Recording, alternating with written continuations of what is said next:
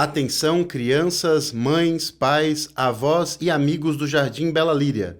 Nosso programa vai começar depois de 4 toques. 2,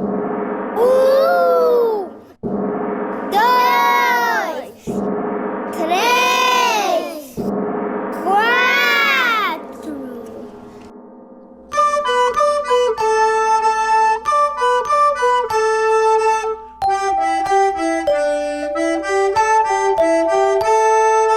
Rádio Bela Líria, Rádio Bela Líria, onde você canta, aprende e ouve histórias. Rádio Bela Líria, Rádio Bela Líria, onde você canta, aprende e ouve histórias. Boa noite, queridos ouvintes da nossa Rádio Bela Líria. Hoje estamos aqui com o Jonas Bach. Ele é pedagogo, jornalista e filósofo. Atualmente ele leciona filosofia da educação na Universidade Federal do Triângulo Mineiro e é conselheiro da Faculdade Rudolf Steiner em São Paulo. Boa noite, Jonas. Boa noite. É um privilégio ter você aqui e eu queria que a gente começasse a nossa temática, nossa entrevista hoje, com uma explicação da sua parte sobre o que tem a ver, né? Qual que é o link que existe entre imagem, infância e pedagogia Waldorf. Muito bom, Val. Essa pergunta realmente é muito importante. Na verdade, eu diria que, em primeiro lugar, a pedagogia Waldorf, principalmente no primeiro setênio e no segundo, gira muito em torno daquilo que a gente tem como concepção da importância da imagem. Bom, de uma maneira genérica, essa imagem, o que é isso, né? Então, um ser humano vem ao mundo, é um bebê, e não tem consciência das coisas ainda. Mas essa criança vai crescer. Ela não, como bebê, ela não verbaliza as coisas, ela não domina as palavras. Pois bem, mas um dia ela vai ter um grau de maturidade e um prazer enorme de um mundo que para ela lá no começo era indiferenciado, como se as coisas fossem iguais entre si, e ela começa a ter esse reconhecimento. Claro que ela não tem, no início da vida de um ser humano, esse ser humano não tem um poder fonético das coisas, mas então vai ser uau uau, piu piu, porque foneticamente ainda, né, o aparelho aqui vai ter que se desenvolver. Mas esse prazer de que o que ela vê, o que ela ouve, cheira, pode ser reconhecido em algo que é compartilhado, claro, inicialmente com seus familiares, com a avó, com o vô, com a mãe, com o pai, com o irmão, com a irmã. E esse mundo comum de que existem coisas fora de mim, e essas coisas fora de mim vão ganhar um nome. E esse prazer de que eu consigo compartilhar com você esse nome é o que a gente chama dessa imagem. E o que a gente prima na pedagogia Waldorf é que essas experiências de imagem da criança sejam as mais naturais e originais possíveis, assim como um ser humano, há 5.000 anos antes de Cristo, experimentava o mundo. Ou seja, se a criança vai falar gato e ela vai entender o que é um gato, que esse gato seja o ser felino que a gente conhece, que se reproduz, que cresce, que mia, que morde, que arranha, que sobe árvore, que caça inseto, etc. Então que a experiência da imagem gato seja um gato verdadeiro e não um gato de pelúcia. E não um gato numa tela, na tela do laptop, na tela do celular, na tela da TV, na tela do cinema. Ela também vai experimentar essa outra, então a palavra é a mesma, imagem de gato. Mas uma imagem de gato de um desenho não é a mesma coisa, não tem o mesmo valor de qualidade se uma criança convive com um gato. Porque aí ela, ao falar a palavra gato, ou miau, seja que palavra ela vai usar para a imagem gato, ela tem por detrás disso a vivência do ser felino. E isso é muito mais poderoso. Então toda a nossa experiência de vida, de mundo, é traduzida na nossa alma por imagens. E daí, se uma criança muito cedo troca e inverte suas vivências ao longo do dia é muito mais com imagens mediadas, por isso a palavra vem mídias. As mídias são instrumentos de mediação, por isso que a gente chama ela as mídias. Em vez de oferecer para nós a vivência direta do ser ser canino, do ser felino. Poderia ser, né? Eu só dei o exemplo do gato por dar exemplo aqui. Pode ser qualquer outra. O ser da flor, o aroma da flor, a cor, a textura. Então são experiências que o corpo proporciona. O tato, a visão, a audição.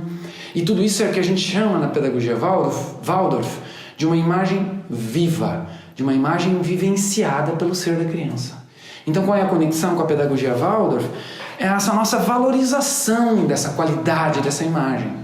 Qual é o nosso problema hoje? Ela vem sendo substituída por algo que é um simulacro. Ela simula a flor, ela simula o gato, ela simula o céu, mas não é a cor do céu, não é o esplendor e o brilho do céu.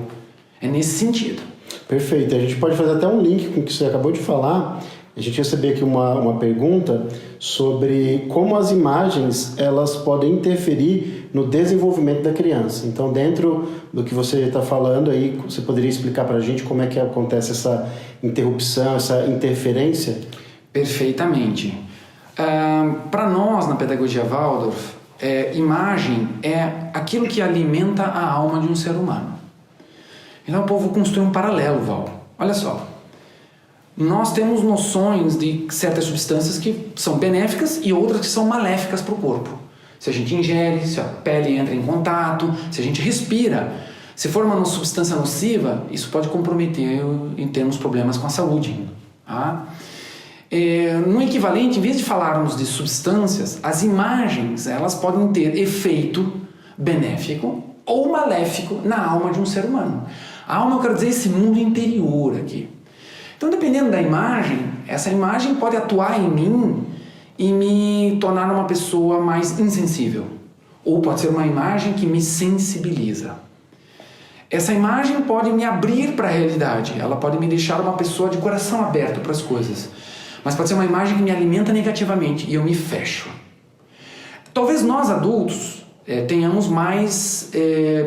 a gente já fechou a nossa sensibilidade porque a gente cresceu. Mas uma criança não vem ao mundo bloqueada, ela vem aberta. Então o poder dessa interferência, já que essa é a pergunta, numa criança, quanto menor ela é, maior o poder de interferência dessa imagem. Tá? Eu tenho memórias, então, por exemplo, da minha experiência como professor Waldorf, e eu sei o quão crianças que eram pacíficas, em sala de aula, no pátio, no recreio, no intervalo, amáveis, dóceis, mas ocorreu ao longo do processo escolar que fora da escola essa criança, por exemplo, tem acesso a conteúdos de filmes violentos, então a imagem que vai alimentar essa alma é uma imagem truculenta, fria, ela nega que o ato de violência tem a dor do outro, porque ela não mostra a dor do outro, ela só mostra o triunfo daquela pessoa que pratica a violência. Então é uma imagem unilateral, porque no ato de violência tem a pessoa que sofreu o ato, né? Então tem o outro lado, né? Não só o lado da pessoa sorridente que triunfou, e o outro que foi ferido. Então a criança pode ser embrutecida por imagens que atuam ou interferem na alma dela de modo que mostra uma perpetuação da crueldade, por exemplo. Tá? Então isso pode ocorrer. Então é necessário entender que a imagem pode atuar beneficamente também na alma dessa criança. Então um exemplo, né, aqui eu lembro agora, me ocorreu de lembrar como que foi no primeiro ano ensinar matemática, né, para as crianças. Então a gente tem que ensinar as 4 operações, ok? Né? Mais, menos, né? Adição, subtração, multiplicação, divisão. E se naquele símbolo, não deixa de ser uma imagem, é o símbolo do menos, se a única imagem que a gente oferece para a criança é que toda vez que a gente realiza uma operação matemática de adição, nós estamos perdendo, o símbolo do menos, o símbolo se torna para nós uma imagem negativa. Mas o ato, a subtração nem sempre é negativa. Então a professora pode contar uma história em sala de aula onde alguém que tem frutas, maçãs, pode ser qualquer fruta, encontra uma pessoa que ou tem carência, está com fome, e ela vai doar essas maçãs. Opa! Aí naquela operação matemática, o mesmo símbolo, que é aquele travessão na horizontal, que é o símbolo de menos, Eu tenho menos maçãs, mas eu tenho menos porque eu doei. E no meu ato de doação, outra pessoa pôde se alimentar da minha generosidade. Então a imagem aqui não é uma imagem isolada, é um conjunto de imagens contada numa narrativa, criada para mostrar para uma criança que às vezes o símbolo da adição, o travessão, que é esse braço que se estende, né? E que doa alguma coisa à criança, a outra pessoa, o símbolo pode ser um ato de generosidade. Então, muita coisa pode estar implícita ou implicada numa imagem. Então, só uma imagem, ela por si, às vezes não traz todo o valor dela. Somos nós que em sala de aula, numa escola Waldorf, meio que respondendo a primeira e a segunda pergunta, né? Linkando as duas, estou vinculando as duas, nós é que construímos o valor dessa imagem. Então, muitas vezes, subtração não quer dizer necessariamente eu estou perdendo. Subtração pode significar o seguinte: um outro ser humano está ganhando, porque ele precisa de ajuda. Olha que diferença, a diferença é enorme. E a gente consegue educar a criança na sala de aula com imagem. Perfeito. E esse processo de educação, né, quando você fala do embrutecimento, me lembra muito uma história que você gosta de contar dos seus alunos lá que brigavam, e você contou a história do lobinho, né, da mamãe lobo, e eu acho que tem muito a ver agora com a próxima pergunta, né, porque mandaram pra gente aqui a seguinte pergunta: qual é a importância das histórias no jardim de infância? Então, se você puder responder isso e exemplificar com a história, né, a clássica história do lobinho, a mãe lobo. Isso, né? A mãe lobo, isso mesmo. Olha, na educação infantil, no jardim de infância, no maternal, tem muitas funções. O que essa contação de histórias está fazendo ali? Uma delas, e isso se estende no ensino fundamental também, é que temos um objetivo com isso na pedagogia Waldorf: fazer com que seja estimulado nas crianças a atividade da imaginação. Porque se eu assisto a um desenho, eu sou um espectador. Só que o que minha alma faz? Passivamente ela fica recebendo aquilo tudo pronto lá na tela. Qual o trabalho que eu tive para gerar aquelas imagens? Nenhum. Ficar sentado no sofá assistindo. Tá. A professora ou o professor na educação infantil e também no ensino fundamental, na verdade, está narrando. Aliás, é algo primordial da humanidade. Nós temos isso, na verdade, como algo que resgata as nossas maiores raízes. Todas as etnias, todos os povos, há milhares e milhares de anos. Como é esse estímulo da chegada de um ser humano na sua comunidade? Através das narrativas, através da contação de histórias. Os índios contavam as histórias das gerações anteriores.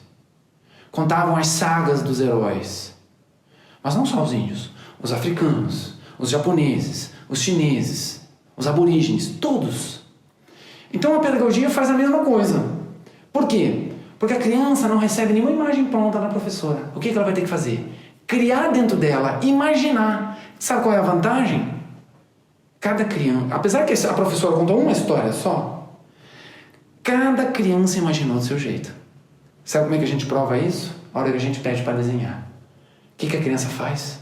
Primeiro, cada uma desenha do seu jeito, cada uma escolhe a cena que quer, que marcou a alma dela. E as personagens da história, os objetos, as cenas, cada uma é desenhada do mesmo jeito. Principalmente se for na educação infantil, quando a criança ainda não tem muito contato com o desenho animado. Adivinha, Val, o que acontece quando você chega numa escola onde não tem critério Waldorf e de repente você conta uma história? Vai desenhar desenho que vê na televisão. Exatamente, Val. Todas as crianças desenham igual porque elas desenham aquilo que elas assistem na TV. Aí eu te pergunto, cadê o fomento da imaginação da criança? Já foi, né? Por água abaixo. Já foi por água abaixo. Então, essa criatividade, esse prazer que a criança tem em que a imagem que ela vê, na verdade não é uma imagem que existe lá fora, é porque ela criou dentro dela, e depois o prazer de desenhar isso e mostrar para a mãe, mostrar para o pai, mostrar para a professora, que é o jeito dela, ver lá dentro dela, a criança tem um prazer muito grande nisso. Por que a gente faz isso na pedagogia Waldorf? além de ser esse estímulo de ativar as forças da alma da criança, é que isso na adolescência, na juventude e na vida da adulta se metamorfoseia em criatividade. Mantém o ser humano ativo. Perfeito, perfeito. Acho que só para complementar, você poderia exemplificar com a história? Claro. Da Mãe Lobo? Dos Isso, lobinhos? ótimo, Val. Realmente marca muito minha vida. Eu era professor do primeiro ano na época e os meus alunos ainda, alguns tinham completado 7 e outros não. Outros estavam com 6 anos de idade, então eles estavam ali na transição, fechando o primeiro setênio, entrando no início do segundo, tá? E eu tive problema com os meninos e não com as meninas. Mas os meninos, em sala de aula, parecia um telequete. Expressão antiga daquela luta livre, né? Sim. Mas, meu Deus do céu, era eu virar de costas, era dar um intervalinho de 5 minutos, eles estavam todos se chutando, e se pegando, e se soqueando, e se rindo, e se divertindo, mas era uma festa entre eles. Claro, com toda aquela inconsequência infantil deles não terem noção de que vai doer, vai machucar o outro, ou eu vou me sair machucado, né? Enfim. E aí, por que eles estavam fazendo isso? Bom, primeiro porque eles assistiam muita TV, então eles estavam todos lá envolvidos e estavam reproduzindo o que eles estavam vendo. Sim, porque é só perguntar, eles têm tudo isso decorado, né, na ponta da língua, o nome dos personagens, as cenas, o desenho que eles assistiram ontem, o filme, por aí vai. Tá. Qual é o problema em todos esses desenhos e na maior parte dos filmes que tem conteúdos de violência? Foi um pouco naquela minha fala anterior. Na verdade, apresenta-se imagens unilaterais, normalmente apenas o viés ou a perspectiva do agressor. Não se mostra, não se fala, não se mostra imagens do que acontece com o ser agredido. O que eu fiz? Eu criei uma história. E nessa história tem personagens. E é uma história que vai fazer um paralelo com o mundo da infância. Então, apresento mesmo a ideia apresenta uma mãe, uma loba, que tem pequenos filhotes. E ela ainda está naquela fase de amamentar seus filhotes. Então, eu descrevo, eu não vou ficar aqui tão longamente descrevendo, mas não é simplesmente... Então, tinha uma loba, os lobinhos estavam mamando, estavam se alimentando e já partem. Não é tão reto assim, não é tão direto. Você precisa envolver os sentimentos da criança. Então eu apresentei um grande amor dessa mãe pelos seus filhotes. Pelo cuidado que ela tinha, pela proteção que ela exercia, pelos perigos da floresta ou do bosque. Então eu me delongava nessas imagens. Pois bem. E aí, 2 ou 3 filhotes se desgarraram dessa loba e ficaram sozinhos pelo bosque até que eles se depararam numa pequena estrada. E nessa estrada era justamente a que dava acesso entre crianças que moravam numa vila e naquela manhã elas estavam indo para a escola. Olha o paralelo, ok? E esses eram todos meninos. E lá vinham 3 meninos andando pela estrada até que eles encontram os filhotes de lobo. Adivinha o que eles vão fazer com os filhotes de lobo? Eles vão... Aí a gente faz isso, na verdade eles agridem, chutam. Eu conto e descrevo exatamente o que eles estavam fazendo em sala de aula. Só que em vez de ser entre crianças, eram crianças fazendo isso com filhotes de lobo. Só que eu conto na história a dor dos lobinhos. Eu incluo a dor do outro.